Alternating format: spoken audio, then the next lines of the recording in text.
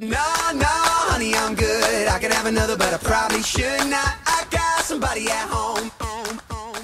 Hi guys, it's Michelle from Vents Magazine, and I'm hanging out with Andy Grammer. What's up?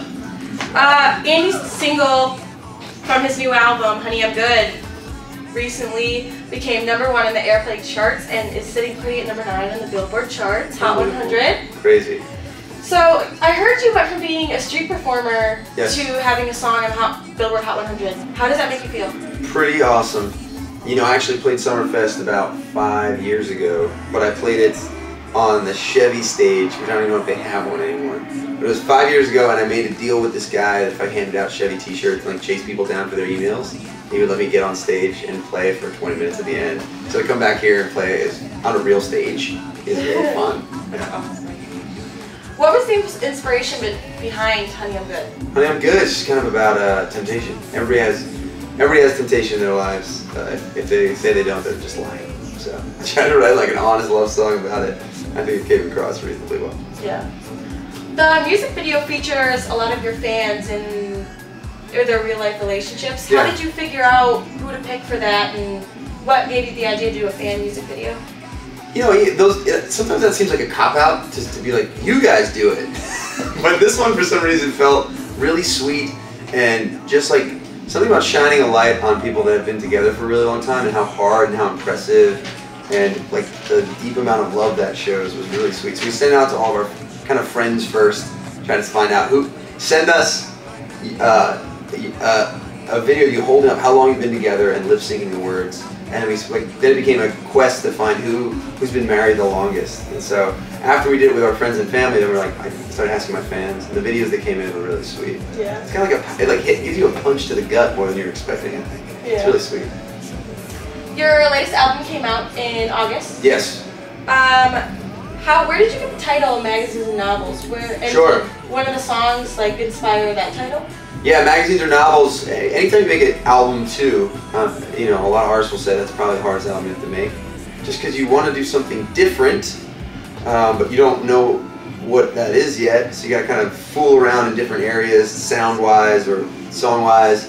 And then I really wanted to just try on some stuff that was different than just me and a guitar or me and a piano. I want to kind of break that, because the first album was very much a singer-songwriter album, and so it was kind of me saying I'm going to go into some different areas, pop sound wise, and I don't want people to lose the integrity of my songs.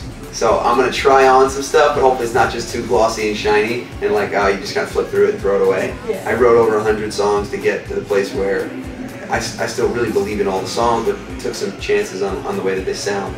So magazines or novels is kind of like, hopefully I'll let everybody choose what they think this is. Yeah, that's sweet. You're doing a tour with American authors. Yeah, they're great. What is your favorite part about being on tour? Favorite part of being on tour is it's like a drug every night to have so many people that love the same type of music that I love. To sing with them is the best, you know. And it's hard. It's a mess. You don't get to sleep. You're like being dragged around the whole country. And right about when you start to think like, why exactly do I do this again? You get on stage, you get like a huge hit. It's like the best drug ever, and you're like, that's exactly why. Oh my God, I love it. I love my job. Yeah. Mm-hmm. I know a lot of musicians struggle with like being away from family and being away from their loved ones. How do you and your wife get through being so far away from each other? Sure. I think there's also something to be said for being away makes the heart grow fonder as well. Like there is a bad side to it, which is like, crap, I haven't seen you in 2 weeks. This is brutal. But there's also something really sweet about it keeps it really like lively, you know, exciting. Every time I come home, it's like it's amazing, you know. But we do have a rule: we try to not go any more than 2 weeks. She heard that one time that she heard like Chris Martin say it or something. So then that's what we try to do. What's the most difficult part about songwriting? Not being jaded. I think that's definitely the hardest part. It's because so many times you write a song, it's just bad, but it comes from a very sincere, pure place. You know, if I'm gonna try to write some songs tomorrow, and I'm gonna like try and find something that I care about, that I want to sing about. It's like a piece of me. So to take out a chunk of yourself and put it out there, and then it sucks, is like pretty disheartening. And to do that on such a consistent basis, and not be jaded and be willing to go ahead and try again the next day, not coming from a place of like it's gonna suck, so who cares? That's the hardest part. Yeah. How many songs did you write before you actually finalized the track list for Magazines and Novels? 101. The 101st song was Honey I'm Good. Wow.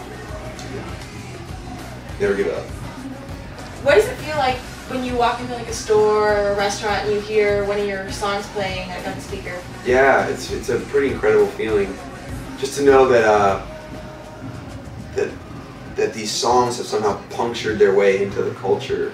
It's really hard to do. I think that's probably the hardest thing about music is there's so much out there right now. Right? Everybody can make something sound pretty damn good from their computer in their living room. Yeah. So then it's like, what is it that gets you into the culture so that people like hear it and know it and affects them, and you get to have like a connection with people. So anytime I hear it out in the world, it's like, oh man, somehow it happened. I'm really blessed and lucky. Yeah. Proud of it. Yeah. What does it feel like when you are on stage and you look out into the crowd and you see like thousands of people screaming your name? Like, what does that make you feel like? It just usually reminds me of it makes me really proud of the songs. That sounds a little weird, but it's like I know that when I write 101 songs to get to 10, I have a really high standard for what I put out there. And so when people are screaming my name or screaming the lyrics, to me it just means like, oh, so what I created, you've already had a really intense moment in your car with this song, and that's why we're about to have like the coolest bond ever. Yeah. So I just feel so grateful. It's like a circle of love. It like, because they scream at me and then I freak out and play back to them. It's euphoria. At this point now, it's just the best. It feels like, there's only a few astronauts that get to go to the moon, and it feels like that. Yeah. That's a nice analogy. Yeah. Do you have any exciting new news for us that you can tell all of our readers and our viewers? Exciting new news. It's funny. Right now, there's a lot of things happening that are like close to being confirmed, which is not what you want. Yeah. That's not the answer you want at all. But I can tell you that by the end of the summer, there'll be some big news that I haven't left on. How about that? That's nothing. That's good. That's a nothing answer. That's good though. And that's just about all the time we have. If you want to catch up with what Andy's doing, you can read in our details box below, and all of his social media pages will be there. Yeah, I've been Instagram, Twitter, Vine. I just started Periscope. I try to respond to everybody if I can. You don't know Periscope? Periscope. And as well as Events Magazine, our website, and our Twitter and our Facebook page right below. So thanks for watching, and we'll see you next time.